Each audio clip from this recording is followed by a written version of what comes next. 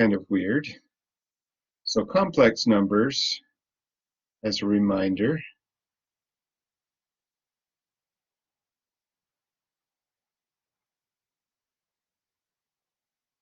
those are numbers that we write in the form a plus bi, where a is the real portion and bi is the imaginary portion.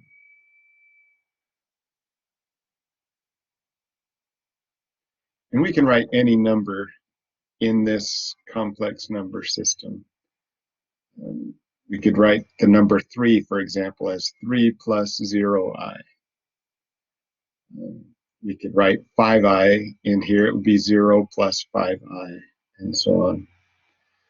And so what we need to do now is do something that I told you we couldn't do, and I tell all my algebra students we can't do it. We're going to graph imaginary numbers. We're going to call this our normal x-axis, our real axis. And we are going to call the normal y-axis our imaginary axis. And so if I were to graph, say, the point 3 plus 2i, I'd come over 3 on the real, up 2 on the imaginary, and that's the point 3 plus 2i. The point 2 minus 4i would be 2 on the real, down 4 on the imaginary, so that'd be 2 minus 4i. So you can see we can plot these. We did have to say, okay, well, I'm going to call the x-axis my real axis and the y-axis my imaginary, but now we can plot all of these points. Negative 2 plus 3i would be up here, and so on. All right, so now what we need to do is say, look at the absolute value of a plus bi. Write that down in case somebody looking later doesn't recognize the symbol for some reason. The absolute value is the square root of the sum of the squares of the coefficients.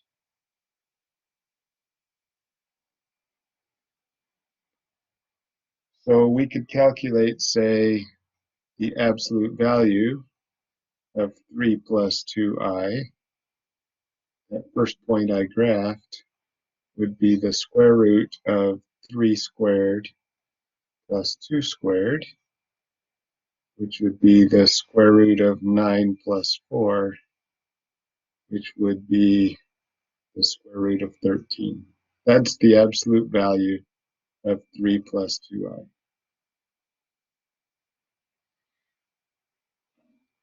You will be asked to find the absolute value of some of these complex numbers, and that's all you need to do. Notice the I we just kind of ignored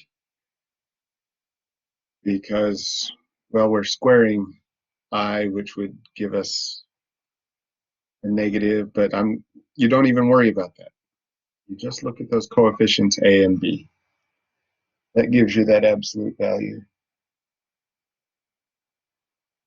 So that's a little, just kind of an aside there, a little bit in the background, but one of the things that we're going to look at now is how to get a complex number in trigonometric notation. Oh, so what I want to do is, again, I'm just going to look in the first quadrant. At this point, a plus bi. I could drop a perpendicular.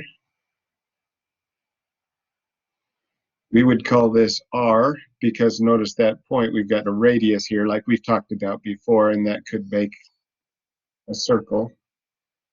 The a is the real part, so that would be this portion of our triangle.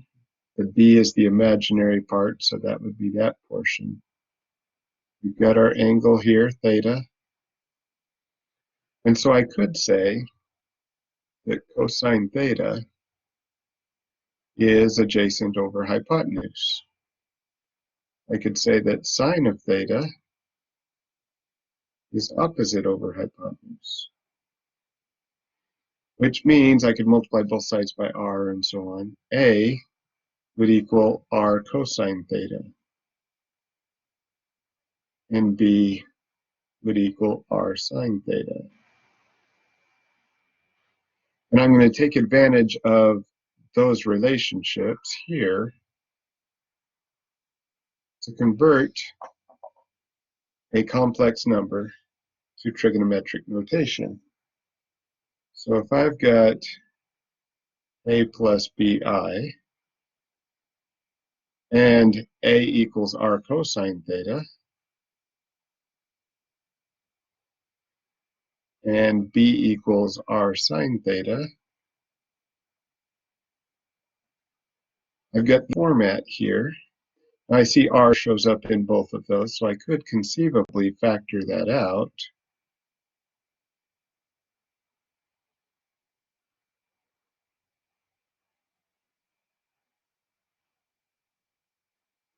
And get our trigonometric notation for these complex numbers. Now, one of the things that they often do, just so that we don't make as many mistakes, is they'll bring the I in front of the r sine theta. It's just so we don't accidentally confuse the I with the angle. So this is the format you're likely to see most often. Now, how do I use that? Let's take a look at. Question: wouldn't that be r squared? Yeah, yeah. He's asking the. It would not be. Oh, this r shouldn't be there. Sorry. Let me erase that. See if I can. Those r's should be there. Sorry about that. Because I factored r out, right? So it should be r times cosine theta plus sine theta I, or cosine theta plus I sine theta. It shouldn't be an r squared.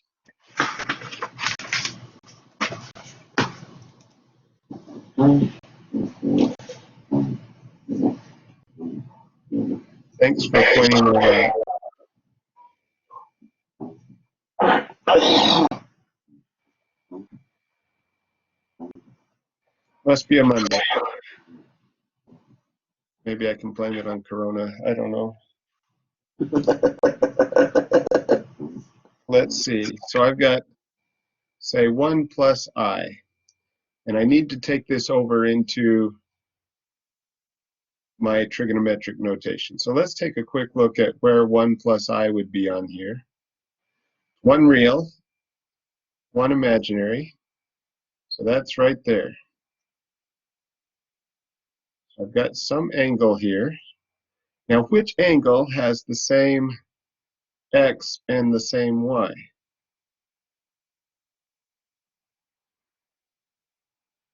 Such that this is 1, this is 1. This ought to look kind of familiar. We did Pythagorean theorem. That root 2. So 1, 1, root 2.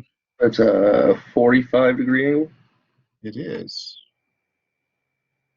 All right, so that helps us out an awful lot here. R is root 2. Cosine 45 degrees plus I sine 45 degrees. That's the same thing as 1 plus I. Or, if we needed it in radians, cosine of pi over 4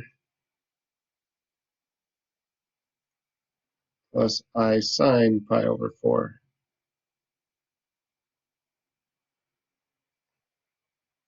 Those are identical. as far as this is concerned. So now we've converted a complex number over to trigonometric notation. Now that was an angle we recognized. We won't always get that, but sometimes we do. Do we have any questions on that before I move on to another?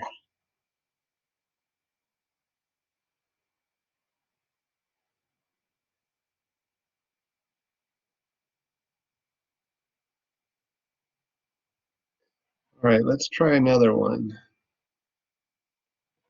If I've got enough space under here. Not really. So let me get a new one.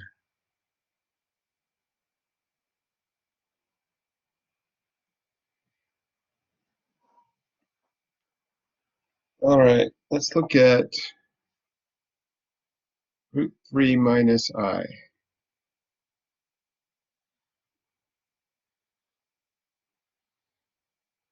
So come over here, root 3, which is about 1.7. Drop 1. This is root 3 minus I. So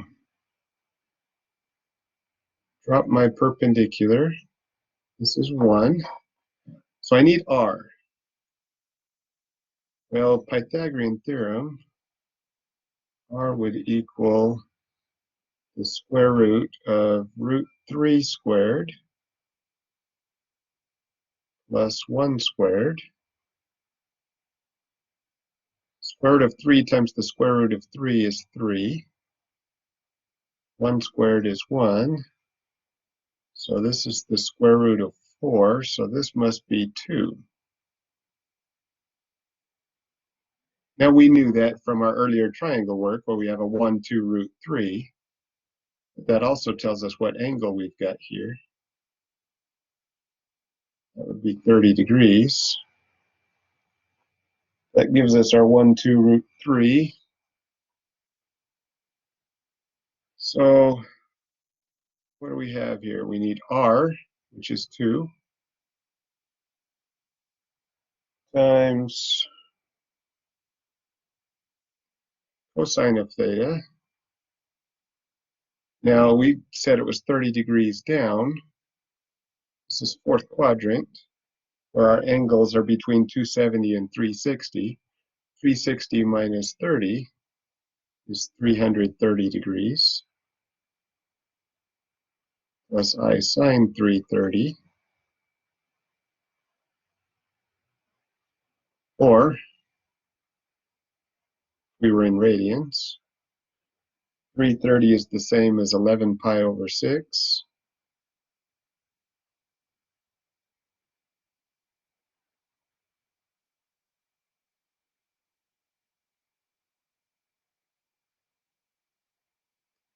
We do have to make sure that we're not using the 30. That was just a reference angle. The actual angle itself started here and rotated all the way around to there. That's our 330. If I had just put 30, it would have put me up here in the first quadrant. So I do need to make sure I use the actual angle and not just the reference angle when I'm typing into this format. But it does work pretty well to do it that way. So this chapter just consists of converting it over like this. We're not trying to solve it completely, or Right now, we're just converting to another format. okay. We will be doing some math with this, but first we need to be good with transferring back and forth between the two. So now actually let's convert over to standard notation, which is the A plus BI.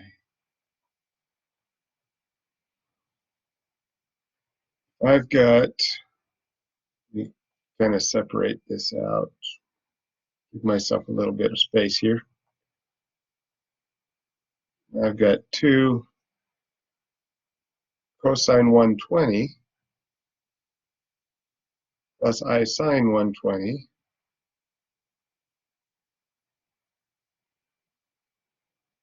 And I need to take that over to standard notation, A plus BI. So I need to figure what A and B are. But we know that A is r cosine theta, right? That, oh, let me get a different color. This gives me A, and that gives me B. So this is the R. Here's cosine theta, so I've got 2, oh, sorry about that, 2 cosine 120. Well, the cosine of 120 is negative 1/2.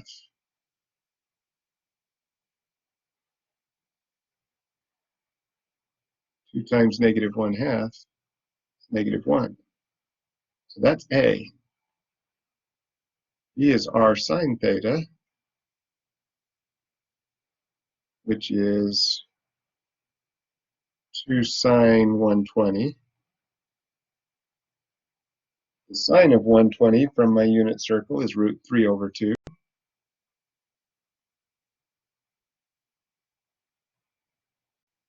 And 2 times root 3 over 2 is root 3.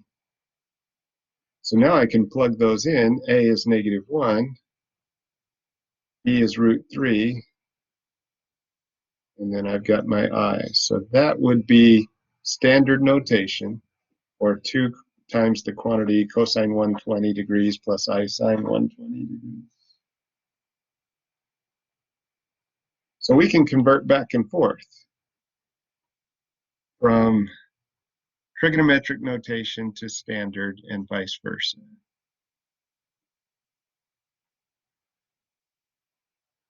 Do we have any questions on that?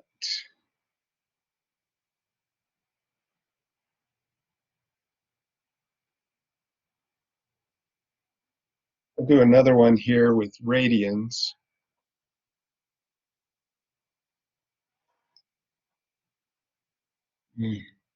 Myself a little more space here. Root 8 times cosine of 7 pi over 4 plus I sine 7 pi over 4.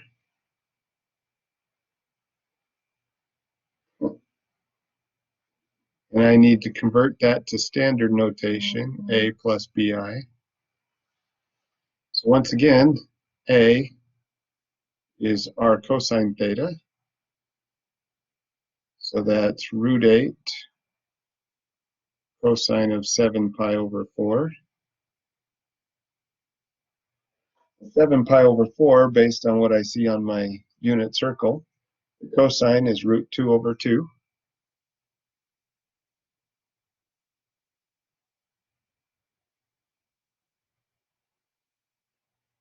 And the square root of 8 times the square root of 2 is the square root of 16.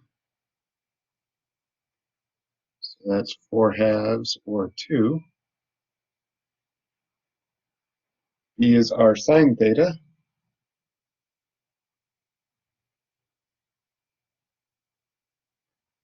R is still root 8. The sine of 7 pi over 4 is negative root 2 over 2. So that gives me negative root 16 over 2, which is negative 2. So A is 2, B is negative 2. So that's standard notation for square root of 8 times cosine of 7 pi over 4 plus I sine 7 pi over 4. So now we've gone back and forth. We've gone from standard to trigonometric and from trigonometric back to standard. Have you any questions about those at all?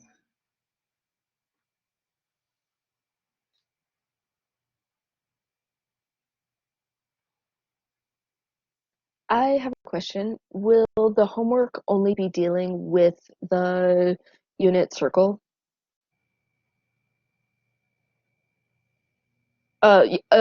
Meaning like angles from all of that, we have on the unit circle, or is it gonna throw like completely random angles also?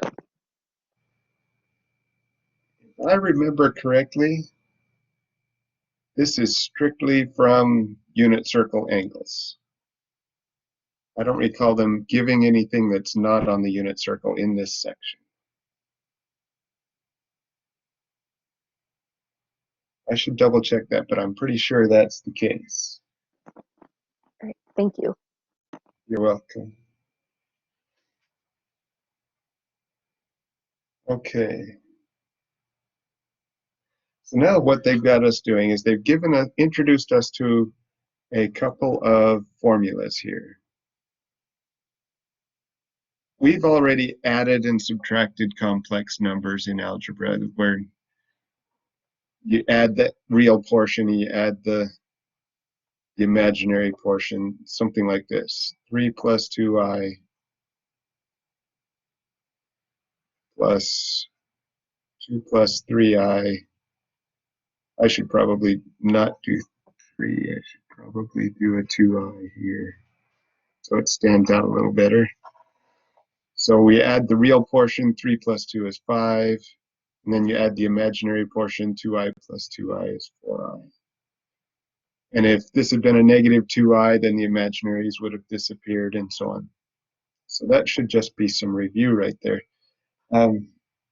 If we are dealing in trigonometric notation, when we multiply, like if we did 3 plus 2i times 2 plus 2i, we FOILed it, such that we got 3 times 2 is 6, plus 6i,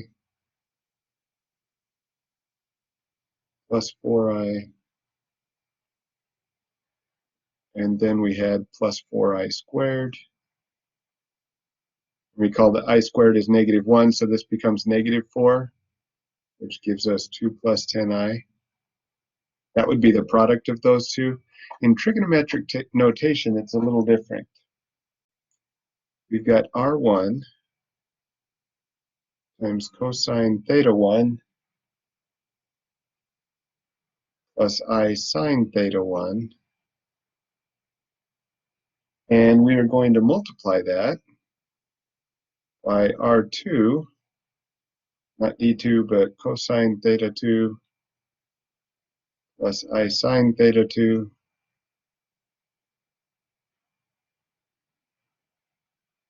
Now, if we're multiplying those together, it's slightly different in that the result is r1, r2. So you multiply those together times cosine of theta 1 plus theta 2. So you add the angles inside here.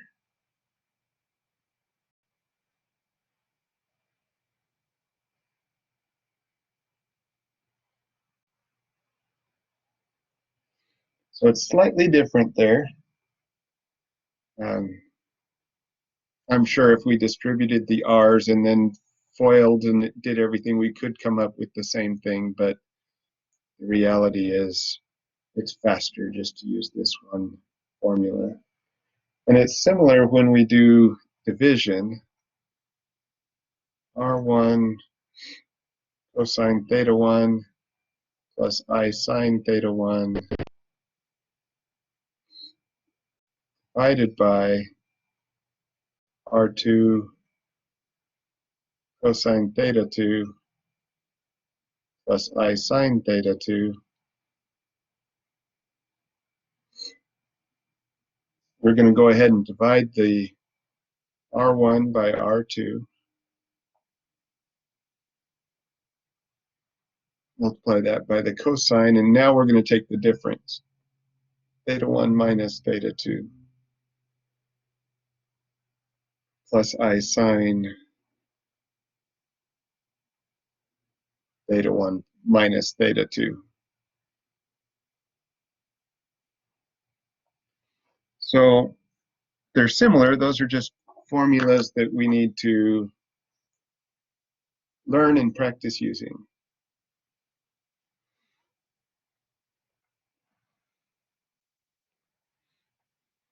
So that was really introduction to those formulas. Now I'll go ahead and work a problem out and show you how it works. so that you can see that. But I wanted to give you time to write those down. Those are on page 582 and 583 in your text, if you want to refer back to those. But let's work one out and see it in practice. See if I can leave that on there. Now, with this problem, I'm told to divide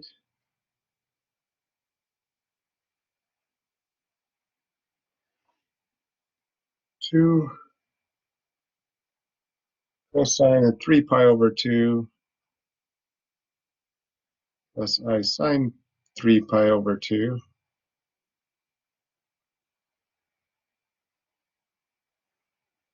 by 4 cosine pi over 2 plus I sine pi over 2.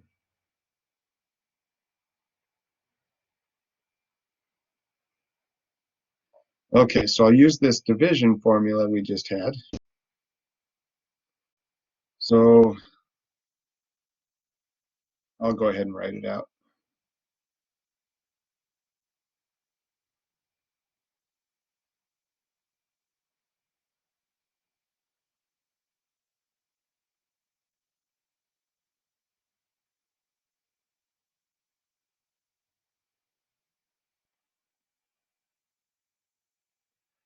Probably already got this solved in the time it's taking me to write this out. So we divide the numerators r by the denominators r, by that by cosine 3 pi over 2 minus pi over 2 plus I sine 3 pi over 2 minus pi over 2. So we've got 1/2 cosine of 2 pi over 2, which is pi, plus I sine of pi. And we know what the cosine of pi and the sine of pi are.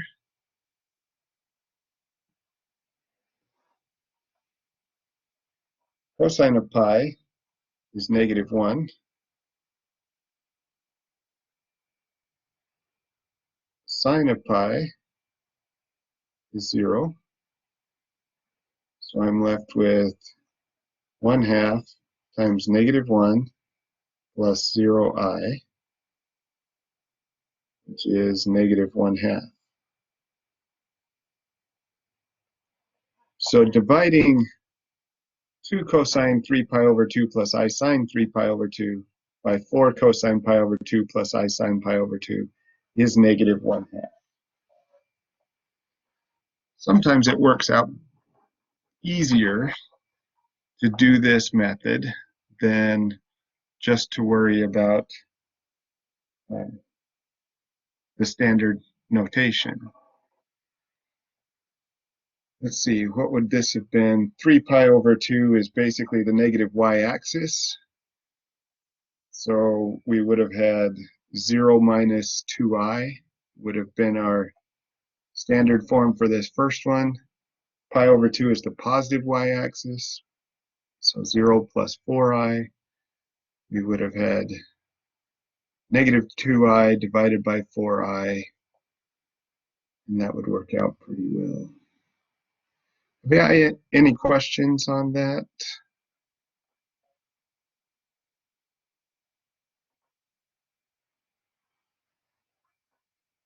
I'll work some more. So that -1/2, if we were to graph it, what would that, so never mind. Actually, I answered my own question. Sorry. Thank you.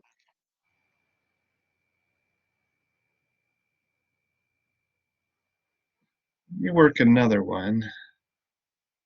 These were both on the y-axis, so it probably would have been just fine to divide it in standard notation. I considered a problem that is in standard notation. Oh, turned my pen around. Say 1 plus I divided by 1 minus I. Just thinking about how that might work. See, I might be able to multiply by the conjugate and mix things up a bit. Or I can convert these to trigonometric notation. Thinking about what we've got here. 1 plus I would be up here. 1 minus I would be down here. In both cases, this is a 1, that's a 1, this is negative 1. In both cases, these are 45 degrees. And so this would be root 2. This would be root 2, just thinking about how we would get there using Pythagorean theorem and whatnot. So I would have root 2 times cosine of 45 degrees plus I sine 45 degrees would be my numerator. The denominator would be root 2 cosine 315 plus I sine 315.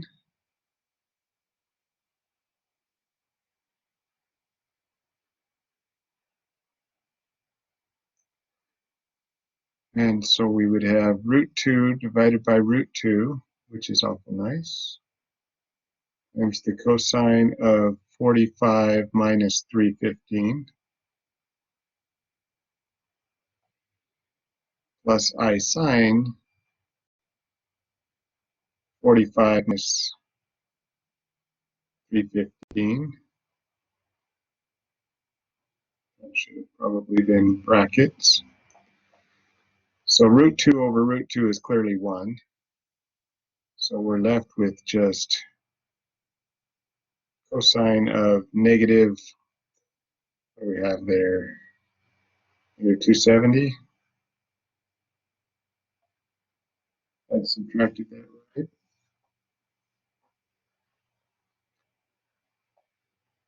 Plus I sine negative 270. Those are degrees. Negative 270, starting here and rotating through negative 270, that brings me up to right there, which I often think of as 90 degrees. Cosine of negative 270 is 0. Sine of negative 270 is 1. And 0 plus 1i is just I. That would be the quotient of 1 plus I over 1 minus I. And they specifically said to convert to trigonometric notation and then use the formula. But this one is probably easier this way than simplifying other. Any questions on that one?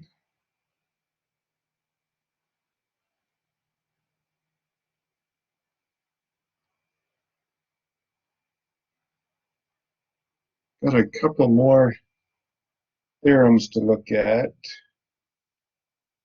Those are powers of complex numbers and roots of complex numbers. And then that would wrap up our section here. I think we've got enough time to do both of those without a problem. Let me show you de Moivre's theorem. Kind of a weird name. I shouldn't make fun.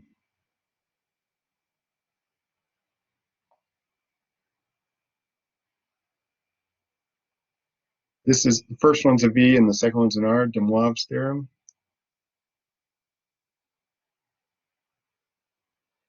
And this is for dealing with with powers. So we've got our r cosine theta plus I sine theta.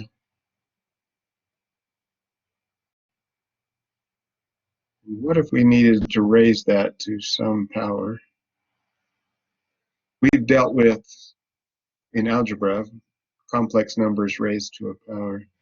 Well, in trigonometric form, Moive said that we just need to raise r to the n power. And it turns out we're going to multiply that power by theta.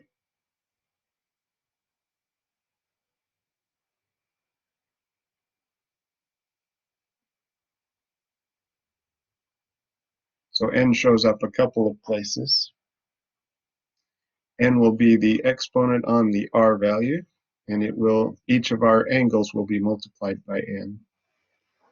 So to see this in action, let's raise say 1 plus I to the 9th power.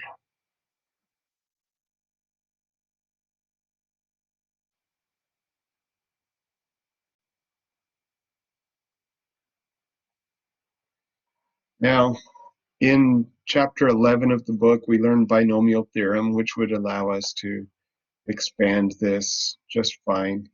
We're not going to talk about that in this section. That was covered in Math 143. But let's go ahead and convert. We've already done the 1 plus I a couple of times, actually.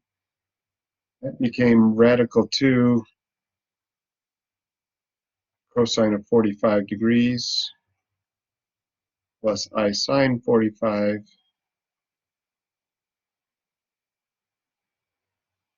Now let's raise that whole thing to the 9th power.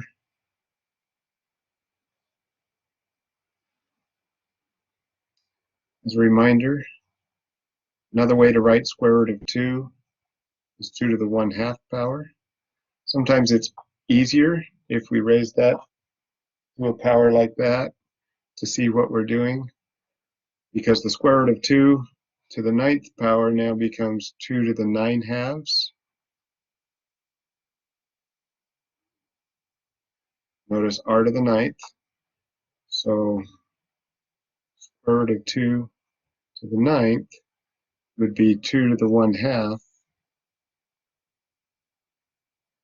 to the 9th power, and you multiply exponents. 9 times a half is 9/2. Now we've got cosine of 9 times 45 plus I sine of 9 times 45.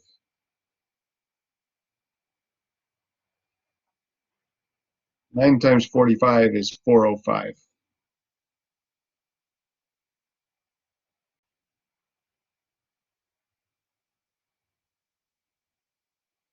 And thinking about coterminal angles, choose this 405 minus 360 is 45.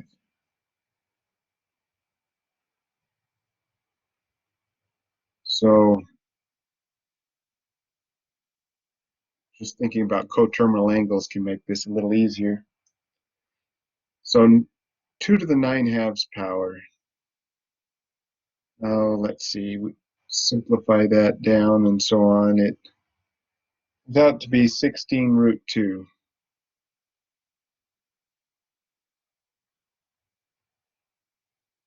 And then cosine of 45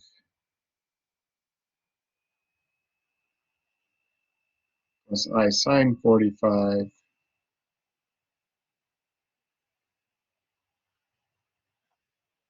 We know the cosine and sine of 45, those are both root 2 over 2. I'm going to want a little more room here if I can get it.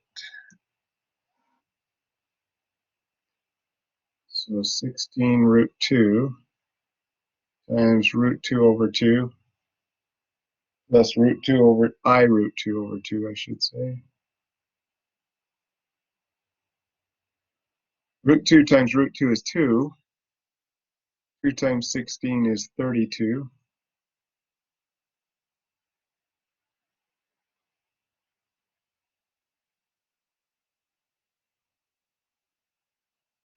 Well, that looks like 16 plus 16i. That would be 1 plus I to the 9th power. Now I did a couple of different things here. I played around with the radical, converted square root of 2 to 2 to the 1/2 power so that I could get 2 to the 9/2. I also looked at coterminal angles to simplify that as much as I could. We know that coterminal angles have the exact same sines, cosines, and tangents. So I can treat it that way. And then there was a little bit of algebra there.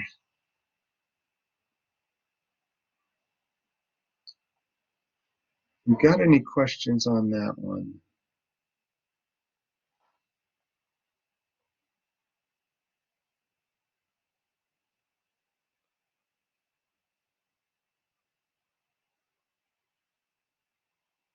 Let me show you the roots. I've only got, and time's still flying in this class. I've only got about 7 minutes left. So let me show you the formula, and we'll talk about how that works when we're taking roots of a complex number. So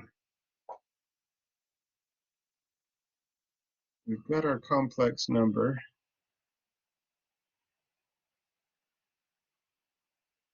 And I am going to take that to the nth root, so 1 over n. That's kind of like the 3rd root or the 4th root, the 5th root. Those numbers I'm saying would take up the n. And this is kind of weird, so I want to make sure I mention this. You go ahead and take that nth root of r, and this is where it gets really weird. Cosine of theta over n plus k times 360 over n. I'm going to talk about what k is and how this works, plus I sine of the same thing. And I'll hopefully have time to get one of these in.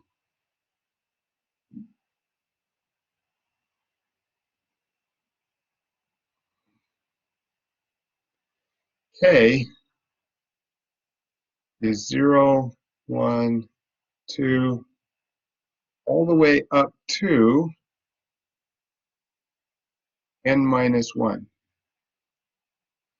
So if we're taking the 3rd root, n is 3, then we'll go all the way up to 3 minus 1, which is 2. So we would only have those 3 if n equals 3. But let's see this in action. Let's find the square root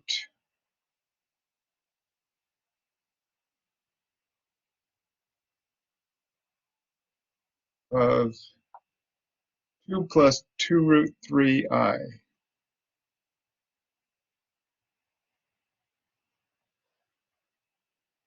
Okay, so this 2 plus 2 root 3, it's up here somewhere because it's positive a, positive b. So this would be the real, this is the imaginary. So the square root of the sum of the squares, 2 squared plus 2 root 3 squared, and I'm taking the square root of all of that. 2 squared is 4. 2 root 3 squared, you've got the 2 times 2, which is 4. Root 3 times root 3 is 3. 3 times 4 is 12. And I need the square root of that. And the square root of 16 is 4. So 2 plus 2 root 3 would be 4. times cosine, I need theta. Notice, this is going to be weird. This becomes, what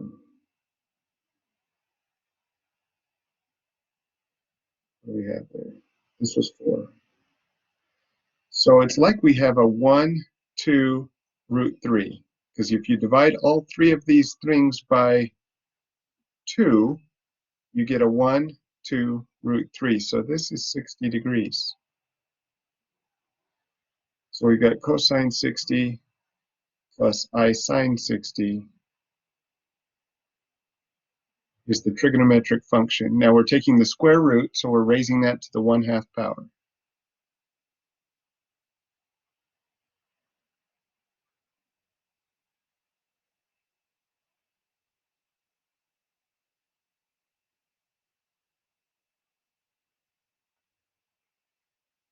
So n equals 2.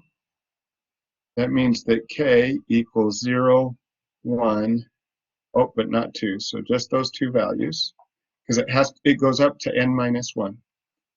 So when k equals 0, we've got this set up.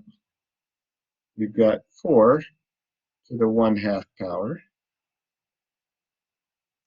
times cosine of theta over 2, so 60 over 2 plus k is 0 times 360 over 2.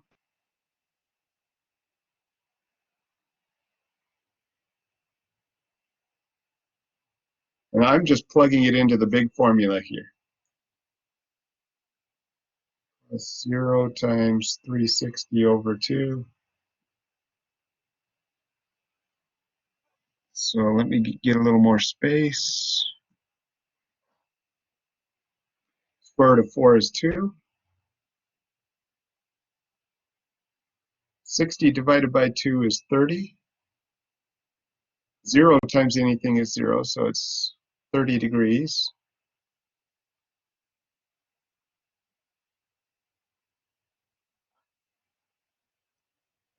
And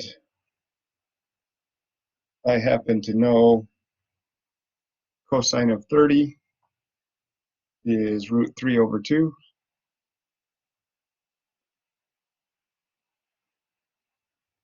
The sine of 30 is 1/2.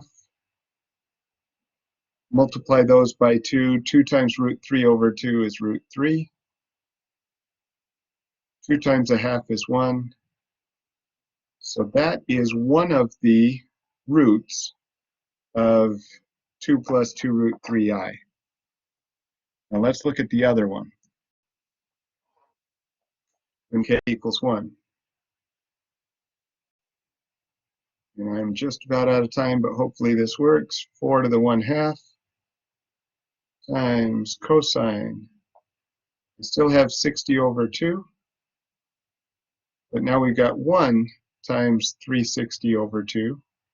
Notice this is kind of like when we were looking at all of the angles that had a particular sine or cosine, and we had to add 360 to everything to get there.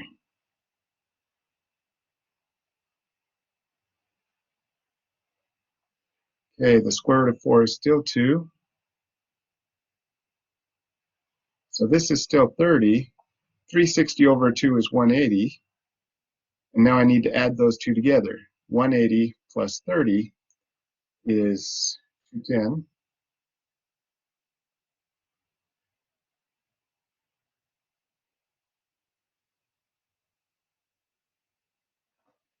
A little more space. Cosine of 210 I have from my unit circle is negative root 3 over 2. The sine of 210, again from my unit circle, is negative 1/2. And 2 times both of those is negative root 3. 2 times negative 1/2 is negative 1. And that becomes the other root. So it's a square root. We expect 2 answers. think I can zoom out and show a bit more. We expect 2 answers from a square root. We got 2 answers from a square root, and it was a matter of plugging into that formula to figure out, plug in the n, plug in the k values, and simplify as much as possible. Are we ever going to have any that we just can't solve? I believe we do not have any we cannot solve in this section. I don't recall ever seeing one we couldn't solve in this section. Okay, thank you. You're welcome. And I know I'm taking us a couple minutes over, but are there any other questions?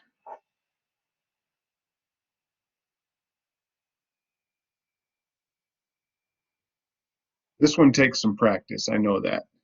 Luckily, we've got those formulas and they're well written in the book. The one we just talked about is on page 585.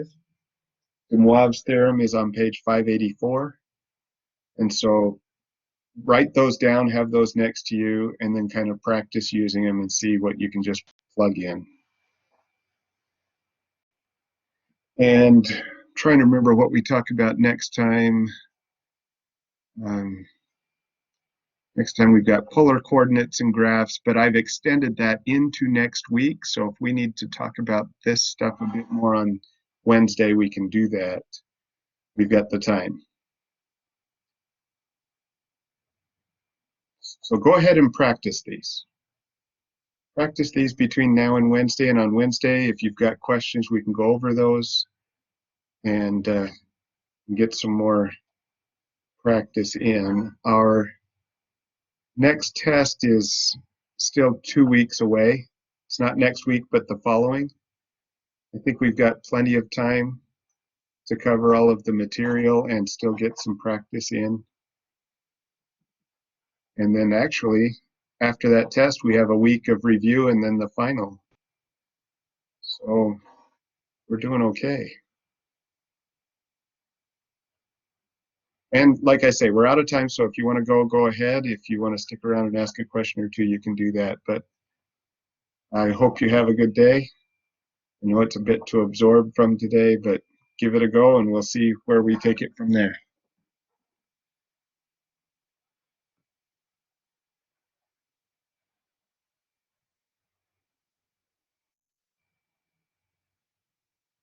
I'm going to go ahead and stop recording.